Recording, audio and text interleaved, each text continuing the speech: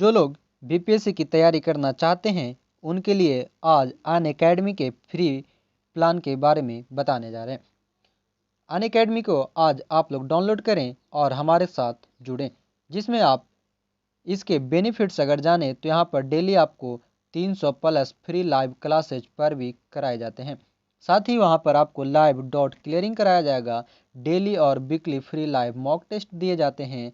साथ ही paper analysis भी होती है और हमारे जो बेहतर एजुकेटर हैं उनके द्वारा live quizzes with 20,000 plus question answer किए जाते हैं। साथ ही आपको डेली T20 सीरीज कराए जाते हैं, जहां पर आपको 20 क्वेश्चन 20 मिनट में कराए जाते हैं मंडे टू सैटरडे। वही यहां पर हमारे द्वारा स्पेशल इवेंट और कराए जाते हैं। उसके साथ साथ आप हमारे साथ मिल सकते हैं हमारे बेस्ट एजुकेटर से और जिनकी एक्सपीरियंस अपने आप में एक कामयाबी है। अच्छे अच्छे एजुकेटर आपको पढ़ाएंगे और वहाँ पर आपको प्री से लेकर के इंटरव्यू तक आपको सक्सेस बनाएंगे। तो आज ही हमारे साथ हमारे टॉप एजुकेटर को पहचानें और हमारे साथ ज़रूर जुड़ें। साथ ही हमारे फ्री लाइव क्लासेज को आप ज्वाइन कर सकते हैं जो कि अभी चल रही है। उसके बाद इन सभी टीचर से आप पढ़ेंगे जो कि एक एक्सपीरियंस टीचर है, इनका अपना अपना एक्सपीरियंस है। उसके बाद फ्री टेस्ट आप दे सकते हैं डेली, जिसमें आपको daily T20 free test series मिलेगी। Weekly free live class full length mock test मिलेगा। टेस्ट और प्रिपरेशन का एग्जामिनेशन होंगे, जिसमें आप बीपीएससी प्रीलिम्स और मेंस की तैयारी कर सकते हैं, बिहार एसआई दरोगा की तैयारी कर सकते हैं, बिहार पुलिस कांस्टेबल की तैयारी कर सकते हैं। साथ ही आपको यहाँ पर हमारे टॉप एजुकेटर द्वारा एवरी टेस्ट का पेपर एनालिसिस भी की जाती है। साथ ही आपको T20 सीरीज में प्रैक्टिस टेस्ट सीरीज कराया जाता है जो अभी चल रही है मंडे टू फ्राइडे रात 8 बजे, जिसमें आप 20 मिनट में 20 क्वेश्चन को सॉल्व करेंगे। वही आप हमारा फ्री मिनी कोर्सेज भी अटेंड कर सकते हैं, जिसमें आपको revise syllabus of BPSC prelims in live class दिए जाएंगे। तो आज ज्वाइन करें हमारे फ्री मिनी कोर्स को। तो आज आप अभी जाएं प्ले लिस्ट में और वहाँ पर गूगल प्ले में आप जाएंगे, सर्च करेंगे अनअकैडमी और वहाँ पर अनअकैडमी डाउनलोड करते ही बीपीएससी को सेलेक्ट करें। वहाँ पर आपको बीपीएससी का कॉलम मिलेगा। बीपीएससी सेलेक्ट करते ही हमारा कोड अमर10 जरूर यूज करें। अमर10 का यूज करते ही आपको 10% का इंस्टेंट डिस्काउंट मिलेगी। 10% आपको इंस्टेंट डिस्काउंट दी जाएगी उसके जितने भी फी होंगे उसमें। तो अनअकैडमी पर जाएं और डाउनलोड करें अनअकैडमी ऐप को। जुड़े हमारे साथ एक बेहतर फ्यूचर और एक बेहतर पहचान के लिए आज ही अनअकैडमी पर। धन्यवाद। Hello friend, welcome to your channel Gyan for exam. आज की इस वीडियो में हम सब जानेंगे हमारी जो सीरीज चल रही थी फिजिक्स की, उस सीरीज को आगे बढ़ाते हुए आज हमारा ये अगला पार्ट होगा। इसमें हम लोग फिजिक्स के प्रश्न को जान रहे थे। इससे पहले भी कुछ और वीडियो अपलोड किए गए हैं, आप लोग जो नहीं देखे हैं और जिनका एनटीपीसी बिहार दरोगा इन सभी का एग्जाम है वो इसे एक बार जरूर पढ़ कर जाएं। तो आइए शुरू करेंगे आज का हमारा अगला पार्ट। प्रश्न है, शुरू करने से पहले जो लोग हमारे साथ अभी तक नहीं जुड़े हैं वो चैनल को सब्सक्राइब कर लें और बेल आइकन को ऑन करके हमारे साथ जरूर जुड़ जाएं। साथ ही आप लोगों के लिए एक हमने ऑफर लाया है, जिसमें अगर जो लोग बिहार दरोगा की तैयारी करना चाहते हैं वो हमसे संपर्क करें। बस आपको मात्र 299 रुपीज़ में और अलग अलग दो प्लान 249 और 149 प्लान में आपको बिहार दरोगा की संपूर्ण तैयारी कराई जा रही है हमारे बेहतरीन शिक्षकों द्वारा।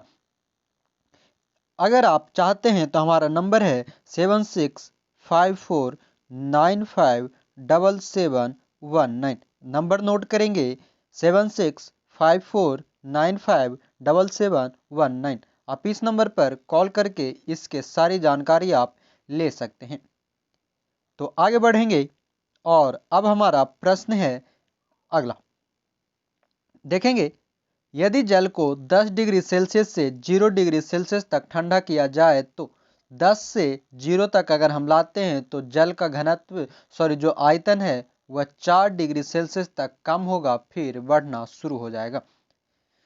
अगला प्रश्न, साइकिल के ट्यूब में अधिकांशतः गर्मियों में क्यों फटते हैं? क्योंकि यहाँ पर जो है वह गर्मियों में वो फैलता है और हवा जो है वह गर्म होकर के वाष्प बन करके उड़ना शुरू होता है, इस कारण से सही आंसर होगा ऑप्शन नंबर डी।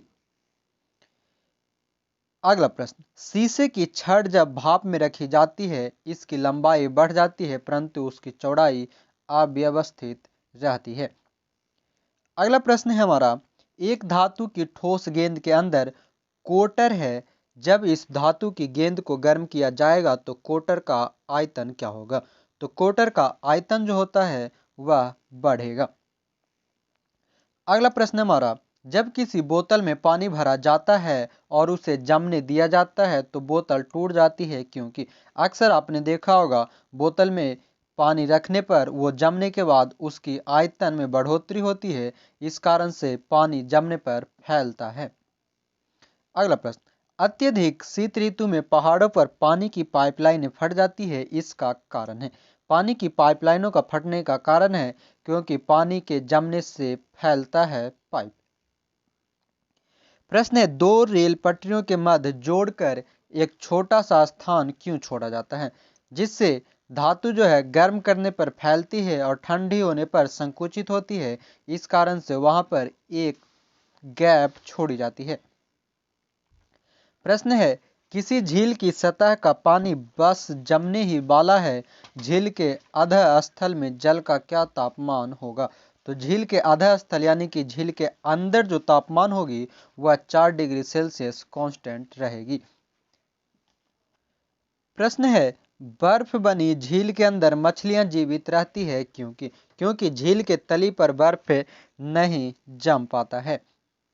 अगला प्रश्न, ऊष्मा का संचरण यानी कि ट्रांसमिशन ऑफ हीट की विधि कहलाती है? यह है चालन, संवहन और विकिरण। तो सही आंसर है ऑप्शन नंबर डी, उपयुक्त सभी। अगला प्रश्न, ऊष्मा के संचरण की किस विधि में पदार्थ के अणु एक स्थान से दूसरे स्थान तक स्वयं नहीं जाते? तो एक स्थान से दूसरे स्थान तक स्वयं नहीं जाते हैं चालन विधि में, जबकि संवहन विधि और विकिरण विधि में जाते हैं। प्रश्न है, द्रवों तथा गैसों में ऊष्मा का स्थानांतरण निम्नलिखित में से किस विधि द्वारा होता है? द्रव और गैसों में ऊष्मा का स्थानांतरण होता है संवहन विधि द्वारा। ध्यान रखेंगे, द्रव और गैस के बीच में संवहन विधि होता है, लिक्विड प्लस गैस जो है इसके साथ संवहन विधि। अगला प्रश्न, विद्युत केतली में पानी गर्म होता है किस कारण से? तो संवहन के कारण। सूर्य की ऊष्मा पृथ्वी पर निम्नलिखित में से किस प्रकार के संचार माध्यम से आती है? तो यह आती है विकिरण के माध्यम से। ऊष्मा के स्थानांतरण की किस विधि में माध्यम आवश्यक नहीं है? तो यह माध्यम जो नहीं है उसके लिए विकिरण, ऊष्मा के स्थानांतरण के लिए किसी माध्यम की आवश्यकता नहीं होती है। अगला प्रश्न है, ऊष्मा संचरण की वह विधि जिसमें माध्यम के कण गति नहीं करते कौन सी कहलाती है? माध्यम के कण गति नहीं करता है विकिरण विधि में। अगला प्रश्न, ऊष्मा का सबसे अच्छा चालक कौन सा है? ऊष्मा का सबसे अच्छा चालक इन सभी में चांदी है, सिल्वर है। निम्नलिखित तत्वों में कौन सा ऊष्मा का बहुत अच्छा चालक है? इन सभी में अगर देखेंगे तो पारा जो है यह धातु का सुचालक है। निम्न में से कौन सी राशि मूल राशि नहीं है? मूल राशि के अंतर्गत आयतन जो है यह मूल राशि नहीं है, अन्य सभी विद्युत धारा, पदार्थ की मात्रा, द्रव्यमान ये सभी मूल राशि है।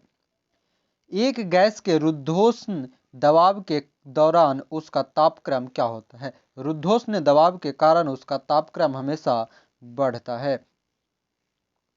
अगला प्रश्न, परम शून्य वह ताप है जिस पर आणविक गति रुक जाती है। अगला प्रश्न है, सूर्य विकिरण का कौन सा भाग सोलर कुकर को गर्म कर देता है? सूर्य विकिरण का कौन सा भाग सोलर कुकर को गर्म करता है? वह है अवरक्त किरण। धूप से बचने के लिए छाते में रंग संयोजन निम्न में से कौन सा सबसे उचित है? तो वह है ऊपर काला नीचे सफेद। अगला प्रश्न, चांदी की ऊष्मीय चालकता तांबे की ऊष्मीय चालकता की अपेक्षा क्या होती है? चांदी की ऊष्मीय चालकता जो है तांबे की ऊष्मीय चालकता की अपेक्षा अधिक होती है। अगला प्रश्न है, बोलोमीटर एक यंत्र है जो मापता है। बोलोमीटर एक यंत्र है जो ऊष्मीय विकिरण को मापने का कार्य करता है। अगला प्रश्न, कड़े जाड़े में झील की सतह हिमशीतित हो जाती है किंतु उसके तल में जल द्रव अवस्था में बना रहता है, यह किस कारण से होता है? तो यह होता है जल की सघनता 4 डिग्री सेल्सियस पर अधिकतम होती है। अगला प्रश्न, ताप का अंतरण मुख्य रूप से चालन, संवहन और विकिरण से डैश होता है। तो ताप का जो अंतरण है यह गर्म जल को ले जाने वाले इंसुलेटेड पाइपों के कारण। अगला प्रश्न, विकिरण द्वारा ऊष्मा का स्थानांतरण मुख्य रूप से निर्भर रहता है किस पर? तो विकिरण द्वारा जो ऊष्मा का स्थानांतरण है वह निर्भर रहता है इसके तापमान पर, पिंड की प्रकृति पर, इसकी पृष्ठ के विस्तार एवं प्रकार पर। यानी सही आंसर होगा ऑप्शन नंबर डी, उपरोक्त सभी।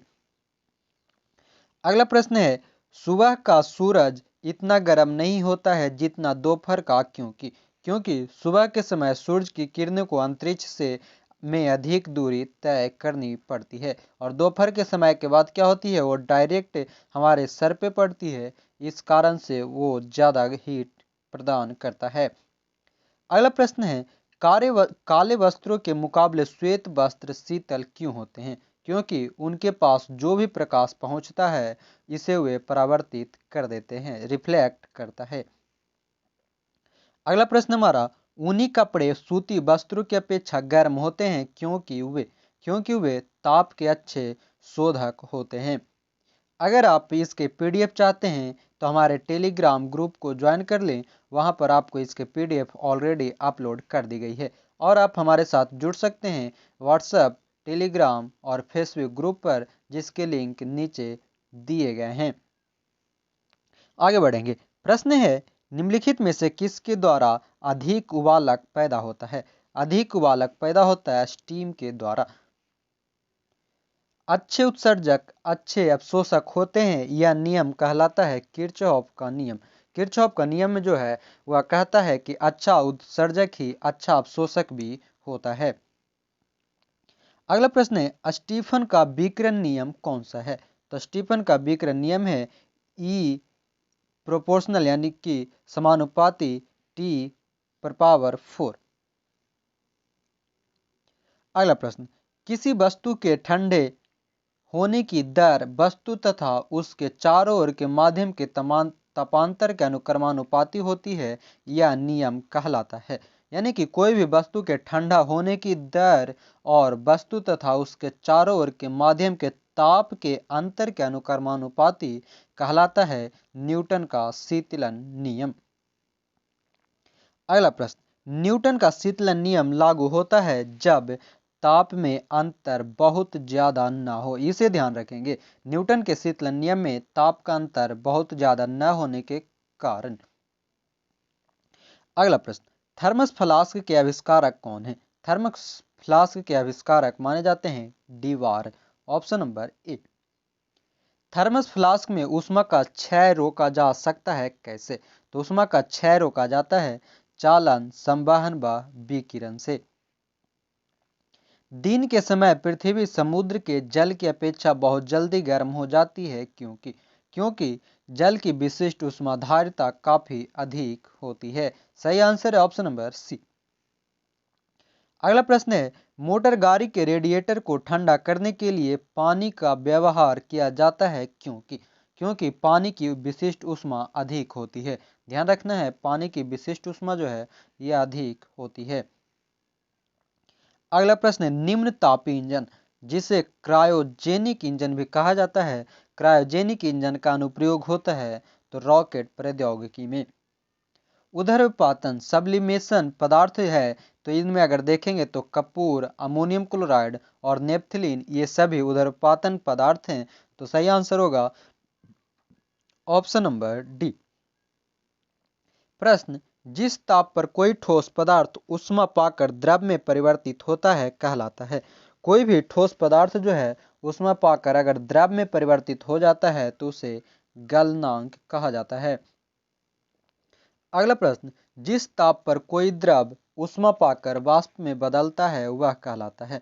कोई भी ताप कोई द्रव ऊष्मा पाकर वाष्प में बदलता है तो उसे क्वथनांक कहते हैं। यहाँ पर ये ध्यान देंगे, दो प्रश्न हमने जाना कि जिस ताप पर कोई ठोस पदार्थ ऊष्मा पाकर द्रव में परिवर्तित होता है, यानी कि अगर कोई सॉलिड है जो लिक्विड में परिवर्तित होगा तो गलनांक कहलाएगा, और जब कोई द्रव लिक्विड जो है वह वेपर में बदलेगा तो वह कहलाएगा क्वथनांक। ये ध्यान रखेंगे। अगला प्रश्न, शुद्ध पदार्थ में कोई अन्य पदार्थ मिला देने पर उसके गलनांक पर क्या प्रभाव पड़ता है। शुद्ध पदार्थ में कोई अन्य पदार्थ मिला देने पर उसके गलनांक पर जो प्रभाव पड़ता है वह है घट जाता है। अगला प्रश्न, मिश्र धातुओं के गलनांक उनके अवयवी धातुओं की अपेक्षा निम्न होते हैं। अगला प्रश्न है, निम्नलिखित में से कौन सा ऊष्मा का यूनिट है। निम्नलिखित में से जो ऊष्मा का यूनिट है वह है जूल। ऑप्शन नंबर ए। बर्फ का गलनांक बिंदु कौन सा है। बर्फ का जो गलनांक बिंदु होता है वह होता है 273 केल्विन। केल्विन में 273 केल्विन। अगला प्रश्न है, जिस तापमान पर तरल अपनी तरल अवस्था से ठोस अवस्था में परिवर्तित होता है उसे कहते हैं। प्रश्न को समझेंगे। कह रहा है जिस तापमान पर तरल यानी कि लिक्विड यानी द्रव जो है वह अपनी तरल अवस्था से ठोस अवस्था में परिवर्तित होता है, उससे परिवर्तन को हिमांक बिंदु कहा जाता है। तरल से अगर ठोस बनेगा तो वह हिमांक बिंदु के कारण। अगला प्रश्न, पानी का क्वथनांक होता है। पानी का क्वथनांक होता है 212 डिग्री फ़ारेनहाइट। प्रश्न, हिमीकरण यानी कि फ्रीजिंग तापमान पर पानी के पाइप फट जाते हैं, ऐसा किसके कारण होता है। क्या होता है, एक्सपेंशन के कारण। एक्सपेंशन के कारण पानी का पाइप जो है फट जाता है। पानी का क्वथनांक बिंदु बॉइलिंग पॉइंट केल्विन पैमाने पर क्या होगा। पानी का क्वथनांक बिंदु जो है केल्विन पैमाने पर 373 डिग्री होती है। ध्यान रखना है 373 ना कि 273। सही आंसर है ऑप्शन नंबर सी। इनमें से कौन ऊष्मा का मात्रक नहीं है। कैलोरी, किलो कैलोरी, जूल और डिग्री सेल्सियस। तो डिग्री सेल्सियस जो है यह ऊष्मा का नहीं, ताप टेम्परेचर का मात्रक है। सही आंसर होगा ऑप्शन नंबर डी। ताप का एसआई मात्रक है। ताप का एसआई मात्रक है केल्विन। 1 किलो कैलोरी ऊष्मा का मान होता है। ध्यान रखना है, इंपॉर्टेंट क्वेश्चन है। 1 किलो कैलोरी का मान होता है 4.2 गुना 10⁻² जूल में। यूनिट भी ध्यान रखेंगे, जूल। अगला प्रश्न, मिट्टी के बने घड़े में भरा जल ठंडा हो जाता है क्योंकि। इसका कारण होता है घड़े के छिद्रों में जल बाहर आकर वाष्पित होता है। सही आंसर है ऑप्शन नंबर सी। अगला प्रश्न देखेंगे। प्रश्न है, बर्फ पर दाब बढ़ाने से उसका गलनांक क्या होगा। बर्फ पर दाब बढ़ाने से उसका गलनांक जो है यह घट जाएगा। प्रश्न है हमारा, ठोस से द्रव में पदार्थ के अवस्था परिवर्तन को क्या कहते हैं। तो इसे कहा जाता है गलन। ठोस से द्रव में पदार्थ अगर बदलता है तो उसे गलन बिंदु कहा जाता है। अगला प्रश्न, थर्मस फ्लास्क की आंतरिक दीवारें चमकीली होती है क्यों। क्योंकि विकिरण द्वारा होने वाले ऊष्मा हानि को रोकने के लिए। सही आंसर है ऑप्शन नंबर बी। आगे, किस विधि से ऊष्मा स्थानांतरण को न्यूनतम करने के लिए थर्मस फ्लास्क की दीवारों पर कलई की जाती है। तो थर्मस फ्लास्क की दीवारों पर कलई की जाती है विकिरण के कारण। किसी पदार्थ के एकांक द्रव्यमान का ताप 1 डिग्री सेल्सियस बढ़ाने में लगी ऊष्मा क्या होगी। 1 डिग्री सेल्सियस बढ़ाने में लगी ऊष्मा विशिष्ट ऊष्मा कहलाती है। अगला प्रश्न, निम्नलिखित में से किस में सर्वोच्च विशिष्ट ऊष्मा का मान होता है। सर्वोच्च विशिष्ट ऊष्मा का मान सबसे ज्यादा जल में होती है। अगला प्रश्न, दाब बढ़ने से किसी द्रव का क्वथनांक क्या होगा। दाब बढ़ाने पर किसी द्रव का क्वथनांक जो है वह बढ़ जाता है। अपद्रव्यों को मिलाने से गलनांक पर क्या प्रभाव पड़ता है? अपद्रव्य यानी कि अगर हम यहाँ कह दें अशुद्धियों को मिलाने से गलनांक जो है यह घट जाता है। अगला प्रश्न है, बाष्पीकरण की दर निर्भर नहीं करती है। ध्यान रखेंगे, बाष्पीकरण की दर निर्भर नहीं करती है किस पर? तो द्रव की संपूर्ण मात्रा पर।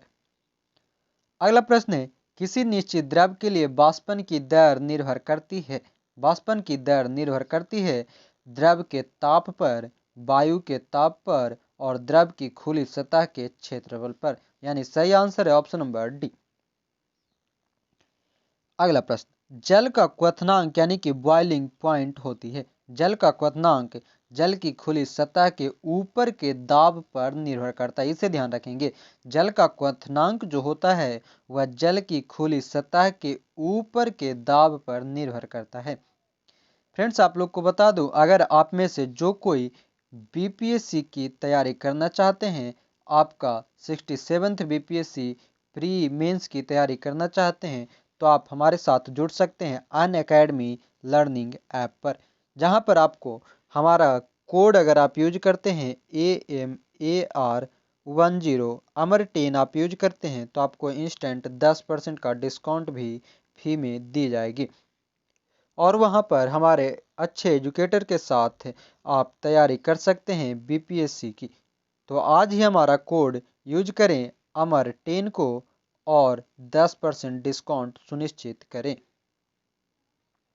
आगे, ऊंची पहाड़ियों पर हिमपात क्यों होता है? ऊंची पहाड़ियों पर हिमपात होने का कारण है कि तापमान हिमांक से कम होता है, अतः जलवाष्प बनकर जमकर बर्फ बन जाती है। सही आंसर ऑप्शन नंबर सी।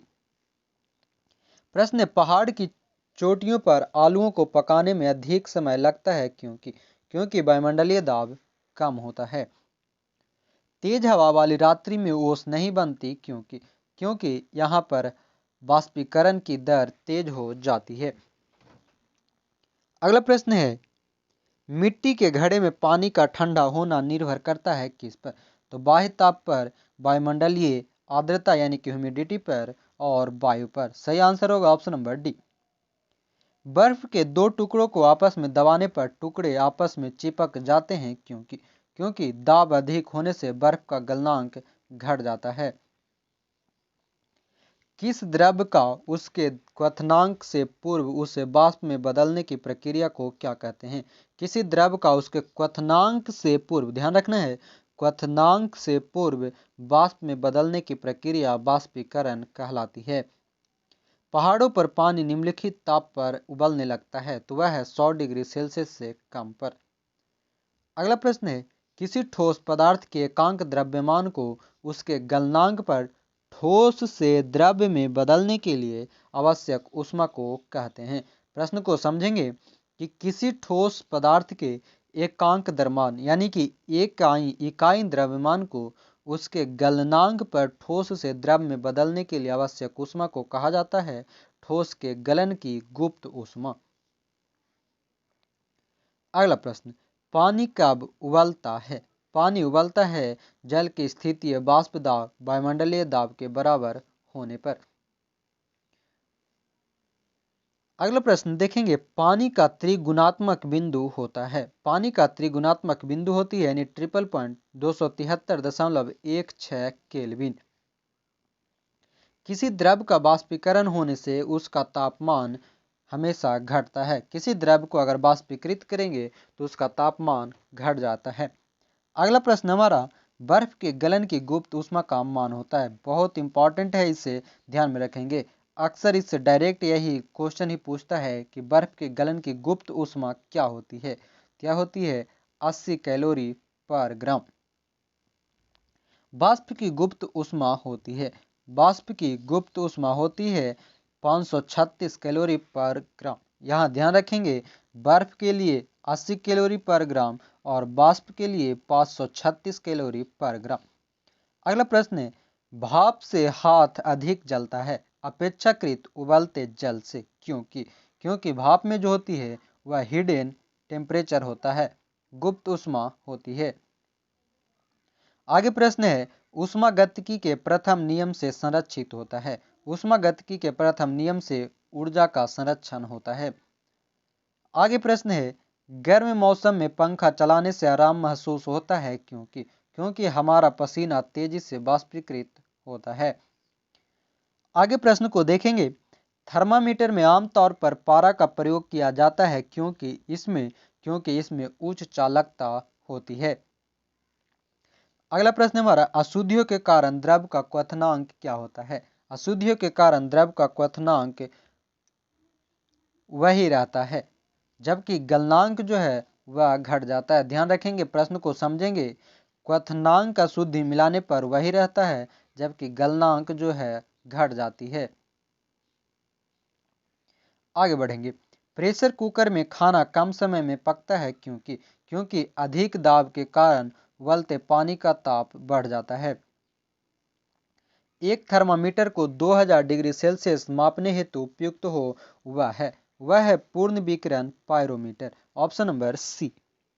आगे देखेंगे, प्रश्न है, शीतकाल में एक मोटी कमीज की अपेक्षा दो पतली कमीजें हमें अधिक गर्म क्यों रखती है? क्योंकि दो कमीजों के बीच वायु के परत रोधी के माध्यम के रूप में काम करती है। तो हम लोगों ने यहाँ पर 200 प्रश्नों को कवर किया है। जो भी अभी तक हमारे चैनल को सब्सक्राइब नहीं किए हैं वो चैनल को सब्सक्राइब करके बेल आइकन को ऑन कर लें, ताकि इसके आने वाले सभी पार्ट के अपडेट आपको समय पे मिलता रहे। साथ ही आप हमारे साथ जुड़ सकते हैं टेलीग्राम, व्हाट्सएप और फेसबुक ग्रुप पर, जिसके लिंक आपको नीचे दिए गए हैं। अगला प्रश्न, निम्नलिखित में से किसकी ऊष्माधारता अधिक होती है? जल की। प्रश्न है, यदि किसी स्थान के तापमान में सहसा वृद्धि होती है, यानी कि अचानक वृद्धि होती है, तो अपेक्षिक आर्द्रता भी बढ़ जाती है। अगला प्रश्न, ब्लैक बॉडी किसके विकिरण को अवशोषित कर सकती है? ब्लैक बॉडी अवशोषित करती है केवल उच्च तरंगदैर्ध्य को। आगे प्रश्न है, जब किसी वस्तु को ठंडा किया जाता है तब उसके अणु की चालकता घट जाती है। जब किसी वस्तु को ठंडा किया जाता है तब उसके अणुओं की चालकता जो होती है वह घट जाती है। आगे प्रश्न है, जब बर्फ के दो टुकड़ों को एक साथ दबाया जाता है तो ये टुकड़ा बनाते हैं, यह घटना कहलाती है। यह घटना कहलाती है पुनर्हीयमायन। यानी कि जब बर्फ के एक टुकड़े को एक साथ दबाया जाता है तो यह एक टुकड़ा बन जाते हैं, यानी कि जुड़ जाते हैं। इसे कहा जाता है पुनर्हीयमायन। अगला प्रश्न, केल्विन पैमाने का मानक कक्षीय तापमान कितना होता है? तो यह कक्षीय तापमान होता है 273 केल्विन। पानी का क्वथनांक बिंदु है 100 डिग्री सेल्सियस। जल का वाष्पीकरण होता है समस्त तापमान पर। अगला प्रश्न, मिट्टी के बर्तन में रखा जल गर्मियों में भी डैश के कारण ठंडा रहता है। मिट्टी के बर्तन में रखा जल गर्मी में वाष्पन के कारण ठंडा रहता है। अगला प्रश्न है, रेफ्रिजरेटर निम्नलिखित में से किस सिद्धांत पर काम करता है? तो रेफ्रिजरेटर काम करता है वाष्पीकरण के सिद्धांत पर। आगे चलेंगे, हमारा अगला प्रश्न है, सेंटीग्रेड जो तापमान के माप का यूनिट है निम्नलिखित में से किस पर नामित है? तो यह नामित है एंडर्स सेल्सियस। सेंटीग्रेड या सेल्सियस जो है यह एंडर्स सेल्सियस के नाम पर। अगला प्रश्न, परम शून्य दाब की प्राप्ति डैश होती है? तो परम शून्य दाब की प्राप्ति होती है -273 डिग्री सेल्सियस के तापमान पर। प्रश्न है, ऊष्मा एक प्रकार की ऊर्जा है जिसे कार्य में बदला जा सकता है। इसका प्रत्यक्ष प्रमाण सबसे पहले किसने दिया? यानी कि ऊष्मा एक प्रकार की ऊर्जा है, यह प्रमाण सबसे पहले रदरफोर्ड ने दिया। ध्यान रखेंगे, रदरफोर्ड, ये न कि रदरफोर्ड को ध्यान में नहीं लाएंगे। रदरफोर्ड नहीं है, यह रदरफोर्ड है। अगला प्रश्न, शीत ऋतु के दिनों में हम मौसम किस प्रकार का होने पर ज्यादा ठंड महसूस करते हैं? तो ज्यादा ठंड महसूस होती है साफ मौसम होने पर। 0 डिग्री सेल्सियस पर जल और बर्फ क्रिस्टल साम्यावस्था में होते हैं। अब इस प्रणाली पर दाब प्रयुक्त किया जाता है तब, यानी कि 0 डिग्री सेल्सियस पर जो जल और बर्फ है वह क्रिस्टलीय होती है, और उसी पर अगर दाब लगाया जाए तब बर्फ का अधिक भाग जल बन जाता है। प्रश्न है, आंतरिक ऊर्जा की संकल्पना ऊष्मागतिकी के किस नियम से मिलती है? आंतरिक ऊर्जा की संकल्पना हमें ऊष्मा के प्रथम नियम से प्राप्त होता है। रुद्धोष्ण परिवर्तन एडियोबाइटिक चेंज किसके कारण होती है? तो रुद्धोष्ण परिवर्तन में ऊष्मा अपरिवर्तित रहती है। अगला प्रश्न है, समतापीय परिवर्तन आइसोथर्मल चेंज। आइसोथर्मल चेंज में क्या होता है? तो तापमान अपरिवर्तित रहता है। ध्यान रखेंगे, दो प्रश्न यहाँ पर। रुद्धोष्ण परिवर्तन यानी कि एडिबायोटिक में ऊष्मा अपरिवर्तित रहता है, और समतापीय यानी कि ये तो नाम से ही पता चल रहा है, समान ताप यानी कि ताप अपरिवर्तित रहेगा। अगला प्रश्न, मिट्टी के घड़े में निम्न में से किस क्रिया के कारण जल ठंडा रहता है? तो जल ठंडा रहता है बाष्पीकरण के कारण। अगला प्रश्न, प्रेशर कुकर में भोजन तेजी से पकता है क्योंकि वायुदाब में वृद्धि क्वथनांक को बढ़ा देती है। आगे चलेंगे। अगला प्रश्न, वस्तु का ताप सूचित करता है कि संपर्क करने पर ऊष्मा अपेक्षाकृत कम ताप पर ही वस्तु में प्रवाहित होगी। सही आंसर है option number B. 1 degree Celsius ताप में परिवर्तन से ठोस की लंबाई में हुए भिन्नात्मक परिवर्तन को कहा जाता है। भिन्नात्मक परिवर्तन को कहा जाता है रेखीय प्रसार गुणांक। अगला प्रश्न, दो गोले समान आकार के समान पदार्थ से बने हैं, एक ठोस एवं दूसरा खोखला है। दोनों को समान ताप तक गर्म किया जाता है, तब दोनों समान रूप से फैलेंगे। अगला प्रश्न है, तांबे के चकती में छेद है। तांबे के चकती में छेद है, जब इसे गर्म किया जाता है तो छेद का व्यास बढ़ जाएगा। यानी कि तांबा का कोई प्लेट है, उसमें कोई छेद किया गया और गर्म करने पर उसका व्यास यानी कि तांबा का छेद का जो डायमीटर है वह बढ़ जाएगा।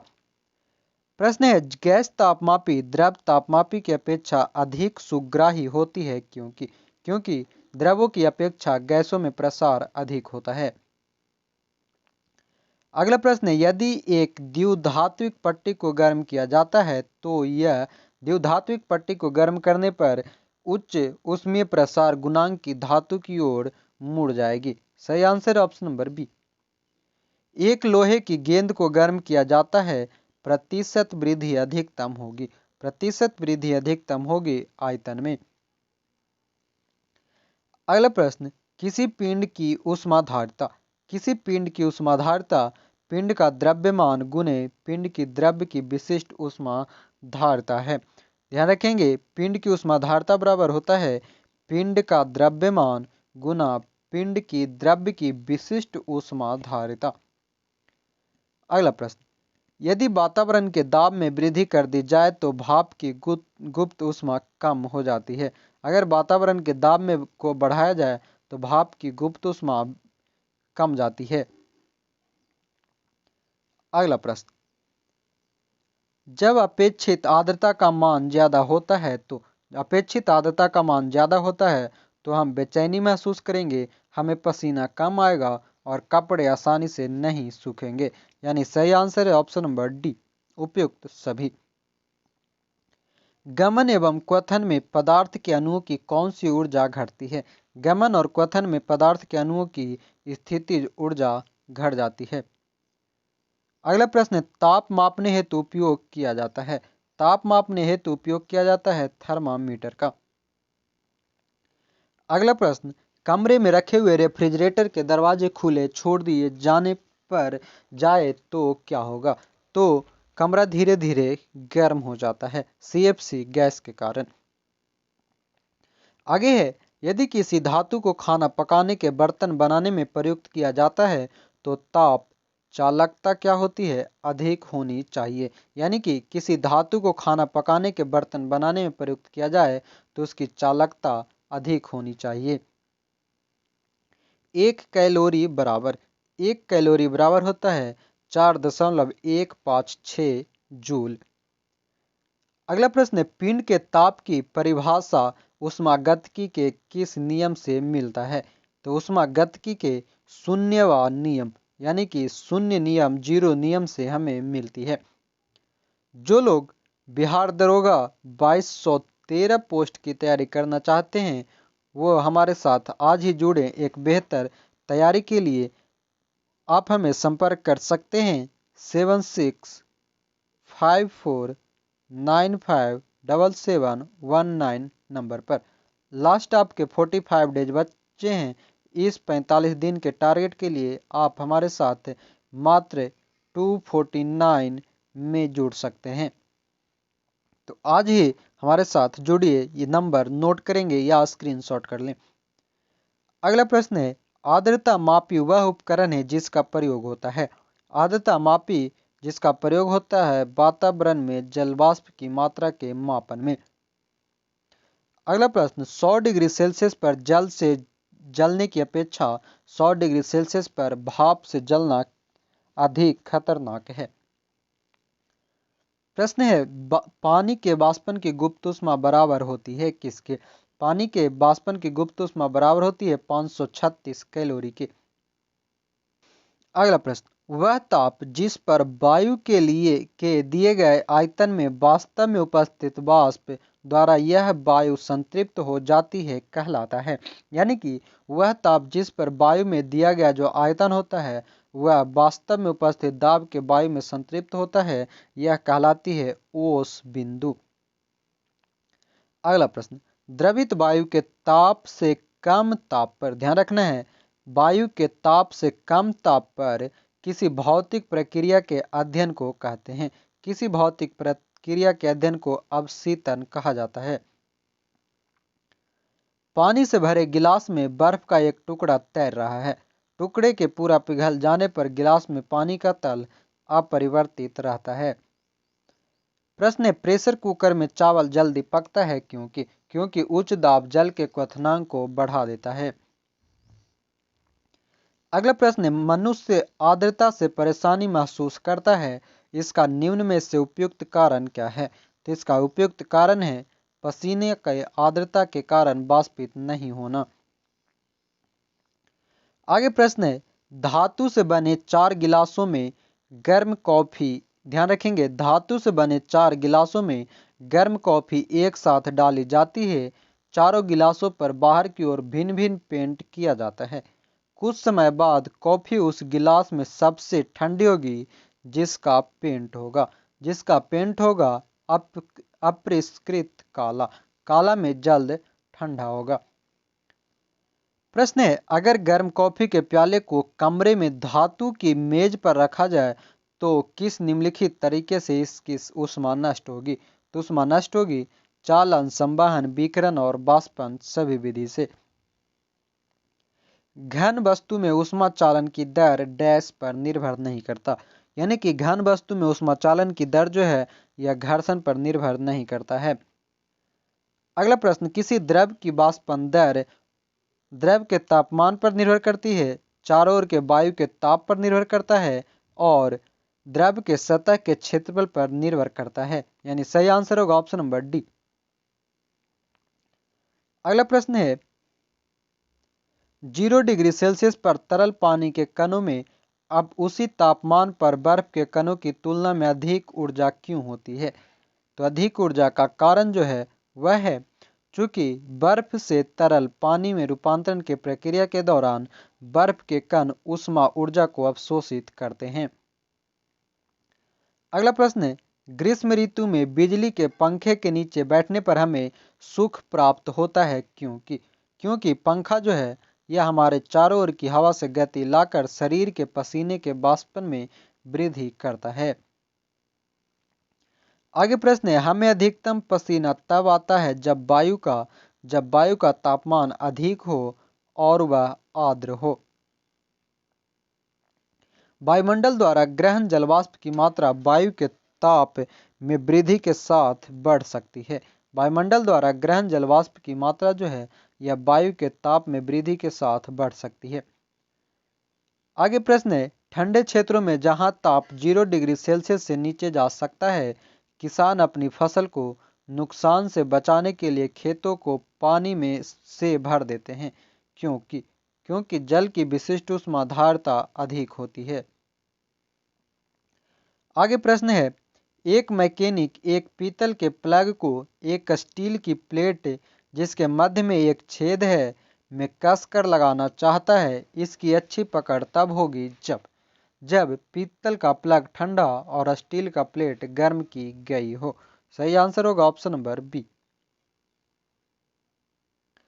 अगला प्रश्न, न्यूटन का शीतलीकरण नियम में से किसकी एक विशेष स्थिति है? न्यूटन का शीतलीकरण नियम है स्टीफन का नियम की। रेफ्रिजरेटर का प्रशीतृत यानी कि फ्रीजर इसमें सबसे ऊपर लगाया जाता है क्योंकि जिससे वह संवहन धारा के समुचित प्रवाह से सारे भीतरी भाग को ठंडा कर सके।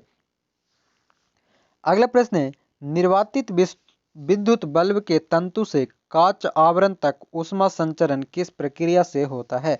ऊष्मा संचरण होता है विकिरण प्रक्रिया से। अगला प्रश्न, बर्फ समेत एक कांच के गिलास के बाहरी तल पर जल बिंदु दिखते हैं क्योंकि वायु की नमी गिलास के ठंडे तल के संपर्क में आकर जल की बूंदों के रूप में घनीभूत हो जाती है। अगला प्रश्न है, बर्फ के दो टुकड़ों को आपस में दबाने पर टुकड़े आपस में चिपक जाते हैं क्योंकि दाब अधिक होने से बर्फ का गलनांक भी घट जाता है। अगला प्रश्न है, ठोस की शुद्धता किसके निर्धारण द्वारा प्राप्त की जाती है? ठोस की शुद्धता प्राप्त की जाती है गलनांक बिंदु से। आगे प्रश्न है, एक लोहे के हथौड़े को धूप में रखा जाए तो यह इसकी लकड़ी से अधिक गर्म होगा क्योंकि लोहा जो है ऊष्मा का सुचालक होता है। अगला प्रश्न, ऊष्मा को विद्युत ऊर्जा में रूपांतरित करने के लिए प्रयोग किया जाता है। ऊष्मा को विद्युत ऊर्जा में रूपांतरित करने के लिए तापयुग्म का प्रयोग किया जाता है। आगे चलेंगे, प्रश्न है, ऊष्मा विकिरणों की गति होती है। ऊष्मा विकिरणों की गति होती है प्रकाश के बराबर। किसी द्रव को उसके क्वथनांक से पूर्व उसके वाष्प में बदलने की प्रक्रिया को कहा जाता है। ध्यान देंगे, उसके क्वथनांक से पूर्व उसके वाष्प में बदलने की प्रक्रिया वाष्पीकरण कहलाता है। अगला प्रश्न है, परम ताप का वह शुरुआती बिंदु कौन सा है जहां सभी आणविक गति बंद होती है? जहां सभी आणविक गति बंद होगा वह परम शून्य कहलाता है। आगे प्रश्न हमारा, ब्लैक बॉडी किसके विकिरण को अवशोषित कर सकती है? तो ब्लैक बॉडी सभी तरंगदैर्ध्य के विकिरण को अवशोषित कर सकता है। आगे प्रश्न, जिस ताप पर लौह चुंबकीय पदार्थ अनुचुंबकीय पदार्थ में परिवर्तित हो जाता है उसे कहा जाता है क्यूरी ताप। अगला प्रश्न है, बैरोमीटर में पारे के ऊपर के स्थान में थोड़ी आर्द्रता प्रवेश कराने पर क्या होगा? थोड़ी आर्द्रता प्रवेश कराने पर पारे का स्तंभ गिर जाएगा। प्रश्न हमारा, 100 डिग्री सेल्सियस पर वाष्प पानी की तुलना में ज्यादा तीव्र ज्वलनशील होता है क्योंकि वाष्प अधिक ऊष्मा प्रस्तुत कर सकता है। अभी भी आप अगर हमारे वीडियो को लाइक नहीं किए हैं तो एक लाइक कर दें और शेयर कर दें ताकि हम मोटिवेट होते रहें। आपका एक लाइक ही हमारे मोटिवेशन का कारण है, हमारा फल है। आगे है, दाब डैश शून्य निरपेक्ष के मान पर पहुंचता है। दाब जब तंत्र की आणविक गति शून्य हो जाती है तब शून्य निरपेक्ष के मान पर पहुंचता है। अगला प्रश्न, किस तापमान पर पानी तरल एवं ठोस दोनों स्थितियों में विद्यमान हो सकता है? तो यह विद्यमान होता है 0 डिग्री सेल्सियस पर। अगला प्रश्न, केल्विन पैमाने पर लिए गए ताप को सेल्सियस पैमाने पर बदलने के लिए आपको दिए गए ताप में 273 घटाना होगा। सही आंसर है ऑप्शन नंबर ए। अगला प्रश्न, गुप्त ऊष्मा का विमीय सूत्र है। गुप्त ऊष्मा का विमीय सूत्र है m0L2T-2। आगे प्रश्न है, 12 डिग्री सेल्सियस पर जल की भौतिक अवस्था क्या होती है? 12 डिग्री सेल्सियस पर जल की भौतिक अवस्था द्रव कहलाती है। और आखिरी प्रश्न है, हीट एंड टेम्परेचर टॉपिक का ऊष्मीय चालकता की इकाई डैश होती है। ऊष्मीय चालकता की इकाई होती है जूल -1 सेकेंड -1 और केजी सॉरी उसमें चालकता की इकाई होती है joule per second metre kelvin. तो आंसर होगा ऑप्शन नंबर बी। तो ये थे हीट एंड टेम्परेचर सब्जेक्ट जो चैप्टर था उससे संबंधित कुल 275 वीडियो।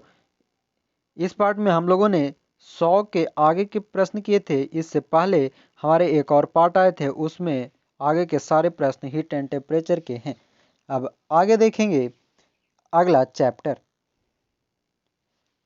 अगला चैप्टर जो है वह है ध्वनि से संबंधित।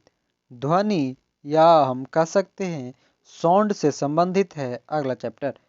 तो अभी भी आप हमारे साथ नहीं जुड़े हैं तो चैनल को सब्सक्राइब कर लें और बेल आइकन को ऑन कर लें ताकि आने वाले सभी वीडियोज के खबरें आपको पल पल मिलता रहे। तो देखते हैं पहला प्रश्न को। ध्वनि से संबंधित पहला प्रश्न है, किसी विस्फोट के कारण समुद्र के तल पर बनने वाली लहरें डैश होती है। समुद्र के तल पर बनने वाली लहरें अनुदैर्ध्य तरंग कहलाती है। अनुदैर्ध्य यानी कि ध्वनि में उत्पन्न होती है अनुदैर्ध्य तरंग। प्रश्न है, अल्ट्रासोनिक तरंगों की आवृत्ति कितनी होती है। अल्ट्रासोनिक का 20 किलोहर्ट्ज से अधिक। तीसरा प्रश्न है, मनुष्यों के लिए ध्वनि की श्रव्य सीमा लगभग कितनी है।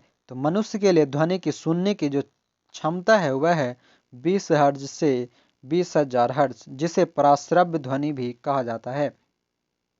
अगला प्रश्न, लगातार या एकाधिक डैश के कारण प्रतिध्वनियों को एक से अधिक बार सुना जा सकता है। तो सुना जा सकता है प्रवर्तन के कारण। आगे प्रश्न है, 25 डिग्री सेल्सियस पर विभिन्न माध्यमों में ध्वनि की चाल के बारे में निम्नलिखित में से कौन से कथन सही या गलत है। वायु की ध्वनि की चाल 346 मीटर पर सेकंड होती है। जल में ध्वनि की चाल 1498 मीटर पर सेकंड होती है। तो इसमें जो सही है वह है केवल बी यानी ऑप्शन नंबर सी। ध्वनि का प्रसार डैश में अधिकतम होती है। ध्वनि का प्रसार सबसे ज्यादा ठोस में होता है। आगे प्रश्न है, ध्वनि की दृढ़ता जो दोहरे प्रतिबिंब का परिणाम होती है इसे कहा जाता है। यानी कि ध्वनि की जो फ्रीक्वेंसी होती है जब हमें दो बार सुनाई दे तो इसे हम प्रतिध्वनि इको कहते हैं। इको कहते हैं। आगे एक तरंग के गर्त की गहराई को इसका आयाम कहा जाता है। यानी कि अगर कोई तरंग है तो इसमें जो उसकी गहराई यानी कि ये भाग जो हुआ यह उसकी आयाम कहलाती है। अगला प्रश्न है, किसी माध्यम में घनत्व के एक दोलन को पूरा करने में लगने वाला समय को क्या कहते हैं। घनत्व के एक दोलन को पूरा करने में लगने वाला समय कहलाता है तरंग का समय काल। डॉक्टरों द्वारा ठोस वस्तुओं को भेदने हेतु एवं हवाई अड्डों में किस तरंग का प्रयोग किया जाता है। तो यह कराया जाता है एक्सरे। इंफ्रारेड किरणें क्या है। इंफ्रारेड किरणें हैं विद्युत चुंबकीय तरंगे। विद्युत चुंबकीय तरंगे हैं। अगला, स्पष्ट प्रतिध्वनि सुनने के लिए मूल ध्वनि तथा परावर्तित ध्वनि के बीच कम से कम समय अंतराल होनी चाहिए। कम से कम 0.1 सेकंड का समय होना चाहिए। आगे प्रश्न है, निम्न में से किस ध्वनि तरंग में तरंगदैर्घ्य सर्वाधिक लंबी होगी। तो तरंगदैर्घ्य सर्वाधिक लंबी होगी 100 हर्ट्ज की आवृत्ति वाली तरंग में। ऑप्शन नंबर ए। अगला प्रश्न है, मानव मस्तिष्क में ध्वनि की अनुगूंज कितनी देर तक कायम रहती है। तो यह कायम रहती है 0.1 सेकंड। आगे एक व्यक्ति ने चट्टान के पास ताली बजाई और इसे 4 सेकंड बाद गूंज सुनाई दी तो व्यक्ति से चट्टान की दूरी क्या होगी। तो व्यक्ति से चट्टान की दूरी होगी 692 मीटर यानी कि दुगनी। ध्वनि की गति जो होती है 346 मीटर पर सेकंड होती है और एक सुनने के लिए 2 तो इसके 2 गुना होगा। आगे निम्नलिखित में से कौन सी एक अनुप्रस्थ तरंग नहीं है। सॉरी, निम्नलिखित में से कौन सी एक अनुप्रस्थ तरंग नहीं है। तो वह है ध्वनि तरंग। ध्वनि तरंग जो है यह अनुदैर्ध्य तरंग है। अन्य सभी प्रकाश तरंग, विद्युत चुंबकीय तरंग और रेडियो तरंग ये सभी अनुप्रस्थ तरंग है। प्रश्न है, इकोकार्डियोग्राम ईसीजी अधिक नज़दीकी से किससे संबंधित है? तो यह है इकोकार्डियोग्राम संबंधित है डॉपलर इफेक्ट से। सोनार का पूरा नाम क्या है? सोनार का पूरा नाम होता है साउंड नेविगेशन एंड रेंजिंग। अगला प्रश्न, निम्नलिखित में से किसे सोनार की मदद से मापा जा सकता है? तो सोनार की मदद से पानी के अंदर मौजूद वस्तु की दूरी, दिशा और गति को मापा जा सकता है।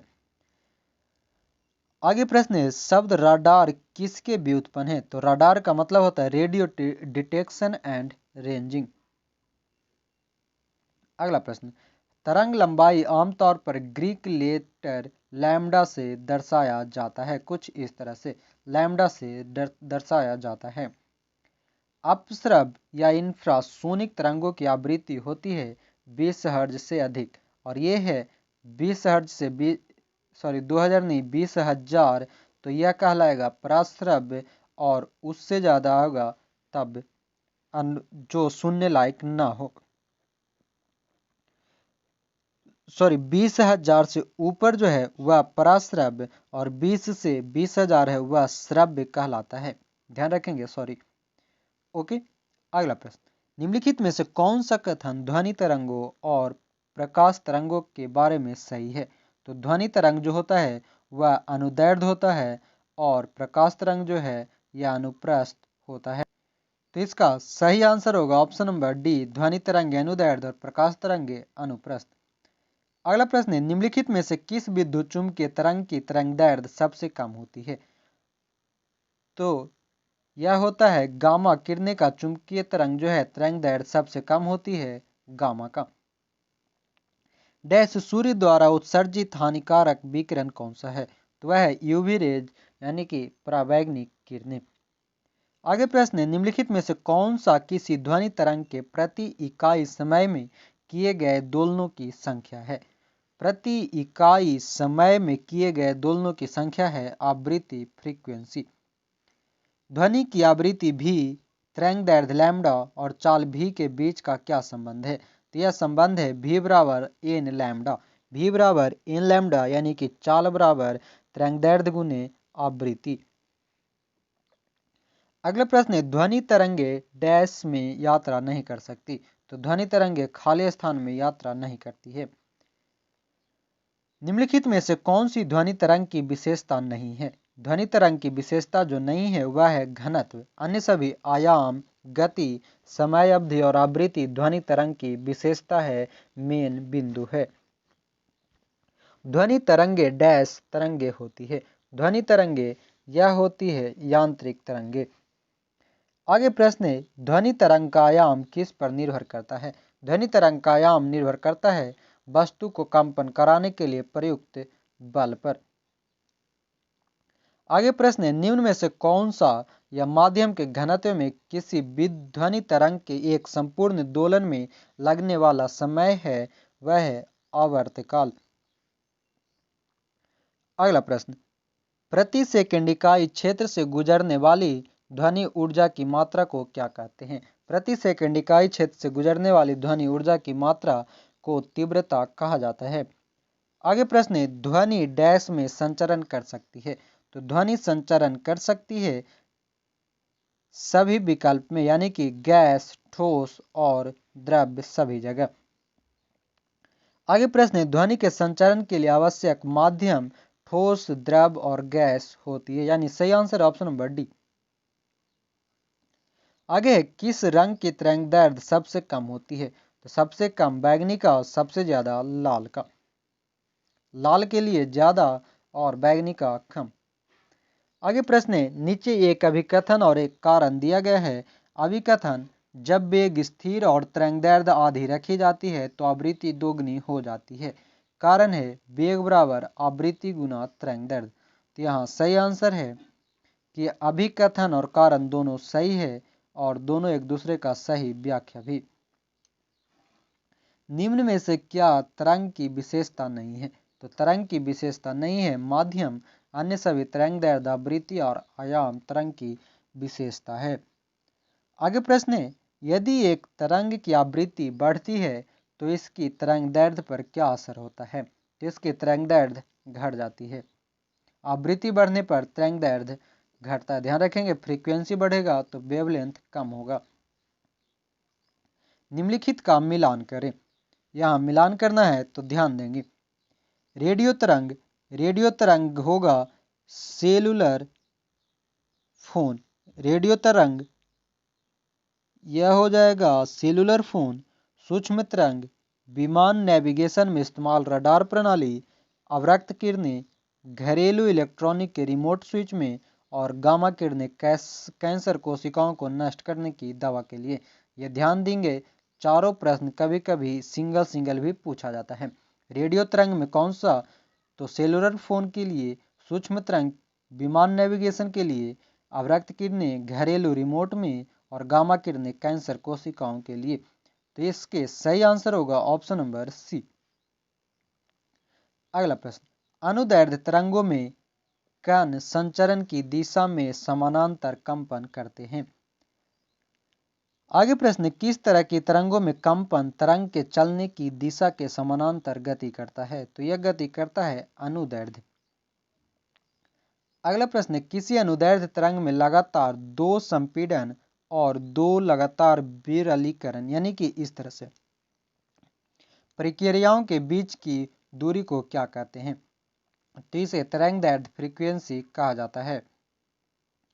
आगे, अलग अलग प्रतिध्वनियों को सुनने के लिए ध्वनि के स्रोत से अवरोध की न्यूनतम दूरी 172 मीटर होनी चाहिए।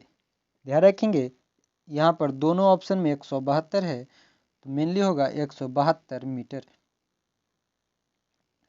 आगे, विरलीकरण होता है जहां हवा का दाब होता है। विरलीकरण होता है जहां हवा का दाब निम्न होता है। अगला प्रश्न है, 25 डिग्री सेल्सियस वाले किसी माध्यम में ध्वनि की गति परिवर्तित हो जाती है। इस कथन के संबंध में निम्न में से कौन सा कथन सही या गलत है, तो ऑक्सीजन गैस में ध्वनि की गति 316 मीटर पर सेकेंड और आसुत जल में ध्वनि की गति 1498 मीटर पर सेकेंड। तो यहाँ दोनों सही है। अगला प्रश्न, वायु में ध्वनि के वेग से अधिक की चाल से यात्रा करने वाली एक वस्तु को प्राध्वनि कहा जाता है। यानी कि वायु में ध्वनि के वेग से अधिक की चाल से यात्रा करने वाली एक वस्तु को प्राध्वनि कहा जाता है। अगला प्रश्न, 25 डिग्री सेल्सियस पर विभिन्न माध्यमों में ध्वनि की चाल के बारे में निम्नलिखित में से कौन सा कथन सही या गलत है। समुद्री जल में ध्वनि की चाल 1531 मीटर पर सेकेंड और आसुत जल में ध्वनि की चाल 1498 किलोमीटर पर सेकेंड। तो सही आंसर है ऑप्शन नंबर बी। ए और बी दोनों सही है। ये पॉइंट को भी ध्यान में रखेंगे आप, ऐसा नहीं है कि सिर्फ यहाँ पे कथन के लिए पूछा गया है। ध्वनि की चाल आसुत जल में 1498 किलोमीटर पर सेकेंड और समुद्री जल में ध्वनि की चाल 1531 मीटर पर सेकेंड होती है। आगे प्रश्न है, किसी भी माध्यम में जैसे कि हम डैश बढ़ाते हैं ध्वनि की गति बढ़ जाएगी। यानी कि किसी भी माध्यम में हम ताप को बढ़ाते हैं तो ध्वनि की चाल गति भी बढ़ती है।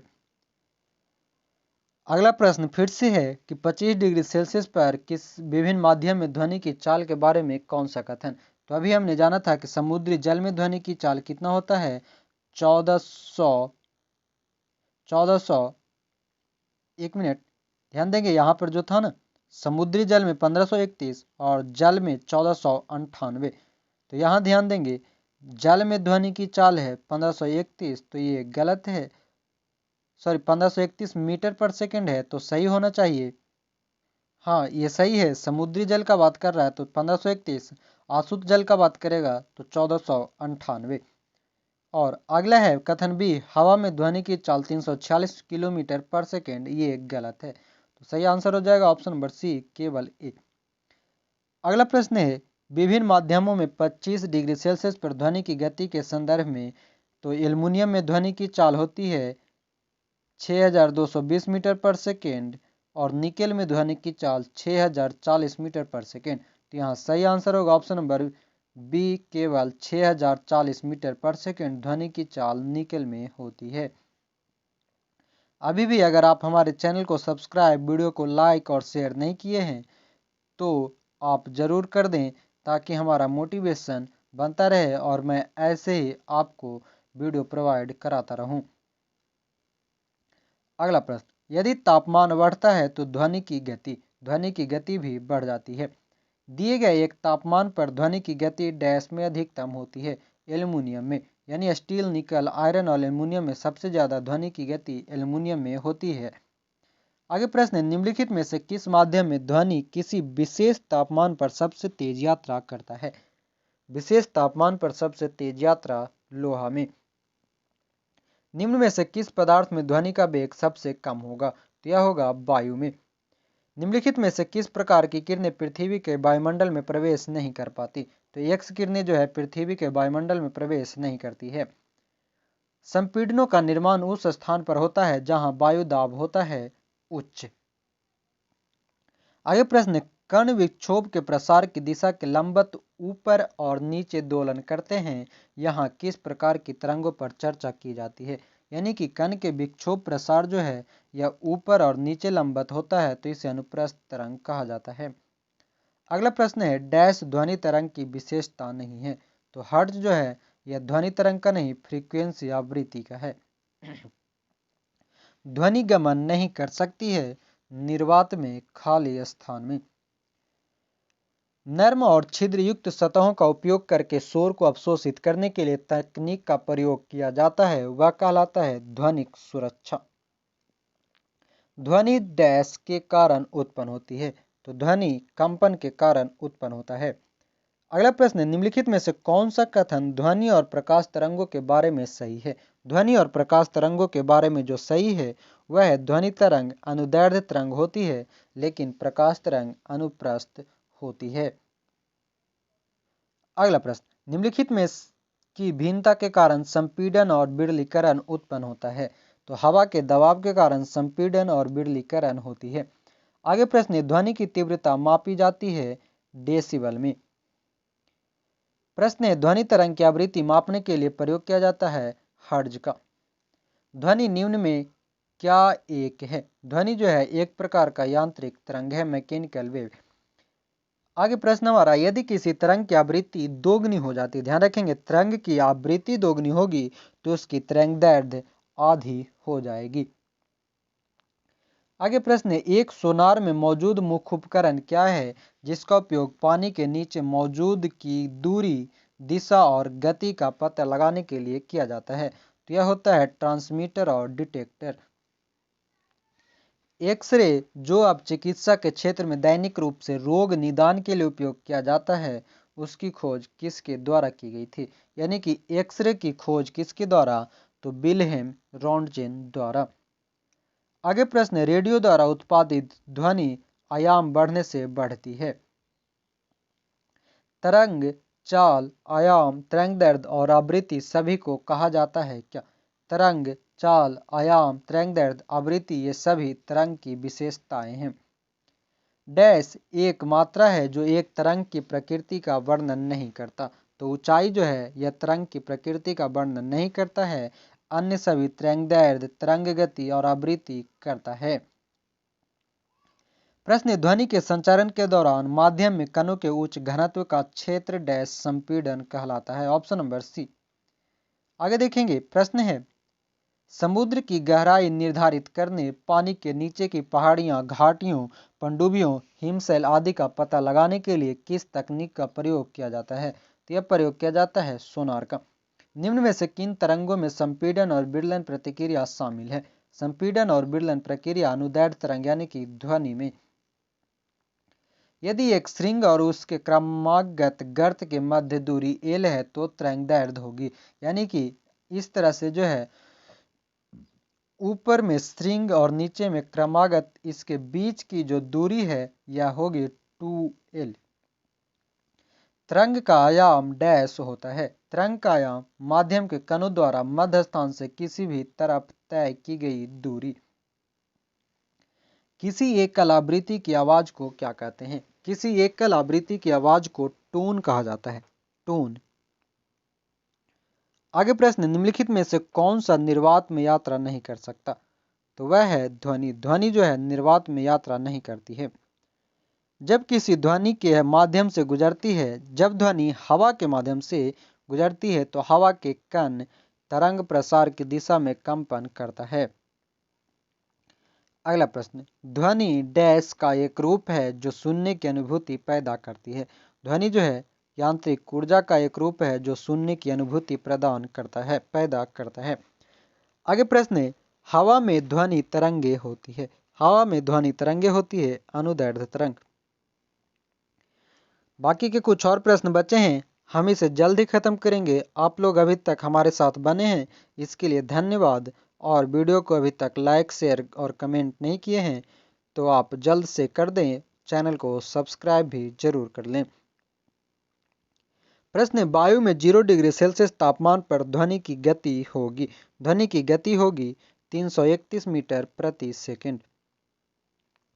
अगला प्रश्न, निम्नलिखित में से कौन सा कथन सत्य है। ध्वनि का वेग होता है। ध्वनि का वेग सर्दियों की तुलना में गर्मियों में अधिक होता है। सही आंसर ऑप्शन नंबर डी। आगे, निम्नलिखित पर ध्वनि तरंग भ्रमण करती है। ध्वनि तरंग विभिन्न माध्यमों में भिन्न भिन्न गति से भ्रमण करती है। आगे प्रश्न, ध्वनि उत्पन्न होती है। ध्वनि उत्पन्न होता है वस्तुओं में कंपन होने पर। अगला प्रश्न है, बिल्कुल मंद श्रव्य ध्वनि का तीव्रता स्तर क्या है। बिल्कुल मंद श्रव्य ध्वनि का तीव्रता स्तर होता है 0 डेसिबल। डीबी का मतलब है डेसिबल। ध्वनि को मापा जाता है डेसिबल में। मानव कान की सामान्य श्रव्य सीमा कितनी है, तो वह है 20 हर्ज से 20 किलो हर्ज तक। अगला प्रश्न, हवा में ध्वनि का वेग लगभग कितना होता है। हवा का वेग ध्वनि में 330 मीटर पर सेकेंड। वायु में ध्वनि की चाल, ध्यान रखेंगे वायु में ध्वनि की चाल 331 मीटर पर सेकेंड या 330 मीटर पर सेकेंड, दोनों सेम है। आगे प्रश्न है, डैश एक माध्यम में ध्वनि की गति निर्धारित करता है। तो यह होता है माध्यम की प्रकृति एक माध्यम में ध्वनि की गति को निर्धारित करता है। आगे प्रश्न है, समुद्री जल में ध्वनि की गति 1531 मीटर पर सेकेंड होती है। समुद्री जल में ध्वनि की गति 1531 मीटर पर सेकेंड। अगला प्रश्न है, एक ध्वनि तरंग की गति 350 मीटर पर सेकेंड है। यदि इसकी तरंग दैर्ध्य 2 सेंटीमीटर है तो तरंग की आवृत्ति होगी। यानी ध्यान देंगे, ध्वनि की तरंग गति अगर 350 मीटर पर सेकेंड है और तरंग दैर्ध्य 2 सेंटीमीटर है तो तरंग की आवृत्ति होगा 17,000 हर्ज। आगे, डैश तरंगे चमगादड़ को उनके रास्ते में आने वाली बाधाओं का पता लगाने में मदद करती है। यह होता है प्रश्रव्य तरंग। आगे प्रश्न, मनुष्यों के लिए श्रव्य ध्वनियों की आवृत्तियों की रेंज कितनी होती है। यह है 16 किलो हर्ज से 20 किलो हर्ज तक। यहाँ पर हाँ ठीक है, ऑप्शन नंबर सी। आगे प्रश्न है, एक अल्ट्रासोनिक ध्वनि तरंग की आवृत्ति में भी अधिक होती है। तो यह होती है 20,000 हर्ज तक। आगे, ध्वनि तरंगे के संबंध में निम्नलिखित में से कौन सा कथन सही नहीं है। ये 330 से 350 मीटर पर सेकंड की रफ्तार से यात्रा करती है। ये मैकेनिकल तरंग है। इन्हें यात्रा करने के लिए किसी प्रकार के माध्यम की आवश्यकता नहीं होती है। ये लंबी दूरी तक यात्रा नहीं कर सकती। तो यहाँ जो सही नहीं है वह ऑप्शन नंबर सी, बिना माध्यम के ध्वनि चल भी नहीं सकता है। आगे, ध्वनि की गति पर दबाव का क्या प्रभाव पड़ता है। तो दबाव का प्रभाव है कि दबाव से प्रभावित नहीं होता है। सही आंसर ऑप्शन नंबर सी। आगे प्रश्न है 100 नंबर, हवा में ध्वनि की गति से अधिक गति डैश रूप में जानी जाती है। हवा में ध्वनि की गति से अधिक गति सुपरसोनिक रूप में जानी जाती है। तो ये थे 100 प्रश्न। आगे के कुछ 10 से 11 प्रश्न और हैं, उसे भी हम लोग करेंगे। पर उससे पहले आप हमारे साथ अगर बिहार दरोगा की तैयारी करना चाहते हैं तो 7654957719 पर आप हमसे संपर्क करें। आपको एक बेहतर विकल्प दिया जा रहा है। तो आगे बढ़ेंगे। प्रश्न संख्या है 101, एक प्रतिध्वनि 3 सेकंड में वापस आ जाती है। यदि ध्वनि की गति 342 मीटर पर सेकंड है तो स्रोत से प्रवर्तन सतह की दूरी कितनी है। तो प्रवर्तन सतह की दूरी है 513 मीटर। अगला प्रश्न, 25 डिग्री सेल्सियस में भिन्न माध्यम में ध्वनि की चाल के बारे में कौन सा कथन सही या गलत है। तो ऑक्सीजन गैस में ध्वनि की चाल 316 मीटर पर सेकेंड, आसुत जल में ध्वनि की चाल 1498 मीटर पर सेकेंड। तो सही आंसर ऑप्शन नंबर ए। किसी ध्वनि निम्नलिखित में से किस माध्यम में सबसे तेज यात्रा करती है? तो सबसे तेज ठोस में। निम्नलिखित में से कौन सी ध्वनि की लाउडनेस या सॉफ्टनेस को निर्धारित करता है? लाउडनेस या सॉफ्टनेस को निर्धारित करता है आयाम फ्रीक्वेंसी। ध्वनि का तरत्व निर्भर करता है किस पर? तो आवृत्ति पर। आगे प्रश्न है, ध्वनि संचरण के समय माध्यम में कणों के उच्च घनत्व का क्षेत्र कहलाता है संपीड़न। यानी कि ध्वनि के संचरण के समय माध्यम के कणों के उच्च घनत्व का क्षेत्र कहलाता है संपीड़न। आगे प्रश्न है, एक प्रतिध्वनि के लिए स्रोत और प्रवर्तक के बीच की न्यूनतम दूरी होनी चाहिए 17 मीटर। कहीं कहीं पर आपको 16 मीटर भी देखने को मिलेगा। अगला प्रश्न, ध्वनि तरंगों के प्रवर्तन द्वारा उत्पन्न ध्वनि की पुनरावृत्ति क्या कहलाती है? प्रवर्तन द्वारा उत्पन्न ध्वनि की पुनरावृत्ति यह कहलाता है प्रतिध्वनि इको। आगे प्रश्न, मनुष्य बहुत ऊंची ध्वनि सहन नहीं कर सकता, वह उच्चतम ध्वनि स्तर क्या है जो मनुष्य सहन कर सकता है? तो वह है 80 डेसिबल। अगला प्रश्न है, डैश की आवृत्ति मनुष्यों के लिए श्रव्य नहीं है? तो वह है 22,000। हम जो श्रव्य करते हैं वह सिर्फ 20,000 हर्ट्ज तक ही है। सही आंसर है इसका ऑप्शन नंबर बी। आखिरी प्रश्न है, साउंड से संबंधित प्रतिध्वनि को कम करने के लिए ऑडिटोरियम की छतों और दीवारों को किससे ढका जाता है? तो इसे ढका जाता है फाइबर बोर्ड द्वारा। तो ये थे ध्वनि से संबंधित कुछ 111 प्रश्न, और हम लोगों ने इसके हीट एंड टेम्परेचर सब्जेक्ट का भी सभी शेष बचे हुए प्रश्न को देखा है। तो आशा करते हैं आपको वीडियो पसंद आए होंगे और आपके आने वाले एग्जाम चाहे एनटीपीसी हो, दरोगा पुलिस हो या अन्य किसी भी एग्जाम्स, वन डे एग्जाम्स के लिए हेल्पफुल रहेगा। तो जो लोग हमारा इसके पहले पार्ट को नहीं देखे हैं उसे भी जाकर के जरूर देख लें, आपको लिंक ऊपर आई बटन में दे दी जाएगी। तो जाते जाते आप हमारे चैनल को सब्सक्राइब कर लें, बेल आइकन को ऑन कर लें और हमारे साथ जुड़ जाएं टेलीग्राम, व्हाट्सएप और फेसबुक ग्रुप पर। तो इसी आशा के साथ जय हिंद, धन्यवाद।